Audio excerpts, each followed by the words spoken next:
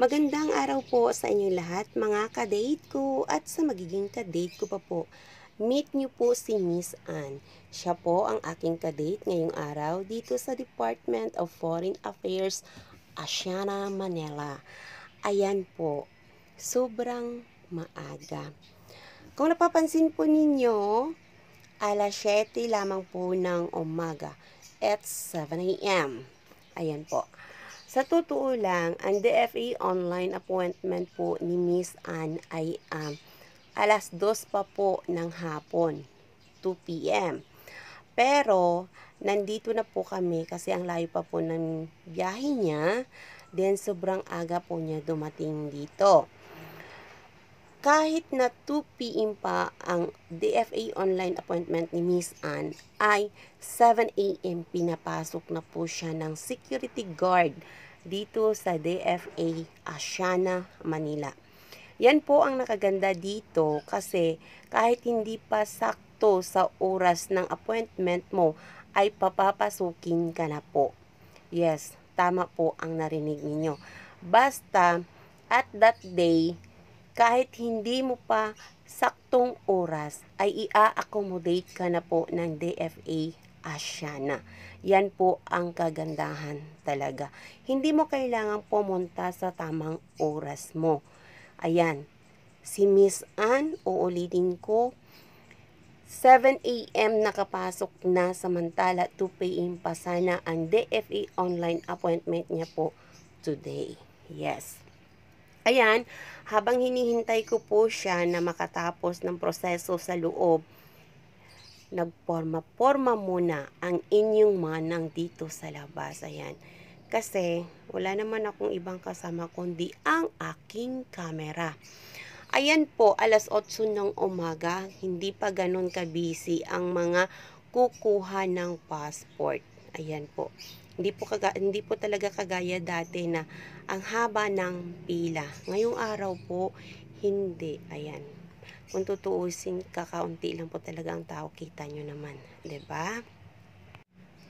Sa mga gusto po pala magpa-assess ng DFE online appointment for free, kung wala kayong cellphone o laptop na magagamit, lalong-lalo na wifi, huwag po kayong mahiya na mag-chat sa akin para i-assess ko po kayo paano kumuha ng DFA online appointment for free. Sa totoo lang po, ang babayaran na lang po ay yung passport. Pero po yung DFA online appointment is for free.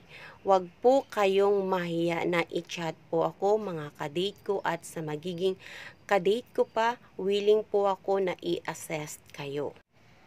At kung kayo naman po ay hindi marunong pumunta ng DFA online appointment, I mean natatakot sa biyahe o natatakot mag-isa, normal lang po yun. Huwag din po kayong mahiya na mag-ask sa akin para samahan kayo. Anytime, one call away, Mars Upside TV.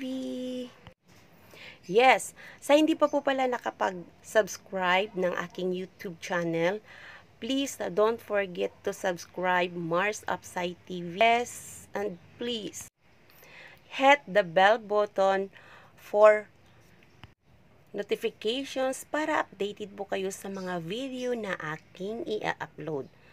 More videos, more ganap sa aking pang-araw-araw. Ayan po, 8:30 in the morning, nakalabas na po ng DFA si Miss Ann. Ayan, for today's ganap. Ayan po.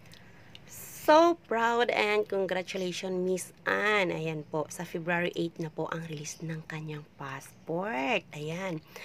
Para naman dahil natuwa kami, kakain na talaga kami, hindi kisyo gutom. As in natuwa lang, success ang transaction for today, diba? So, napunta kami sa fried chicken. Bawat kagat, lasap na lasap ang sarap. Charot, advertise lang. Opo, sa totoo lang. So, habang kumakain kami ni Miss Ann, nagkukwentuhan kami kasi, alam nyo naman, diba? Maganda ang sobo pagka may kwento. Diba? See? Ayan, marami kaming napag-uusapan kasi first meet namin dalawa and magaan naman yung loob ko sa kanya. Saka, complete package siya. Ang ganda kaya niya, saka ang galing makisama, promise. So, maraming salamat Miss Ann at sa inyo po mga ka-date ko at sa magiging ka-date ko pa po. Please don't forget to subscribe my YouTube channel and please hit the bell button para ma-notify po kayo sa mga video na aking i-upload. Sa muli po, ako si Mars Upside TV na nagpapasalamat po sa inyong lahat.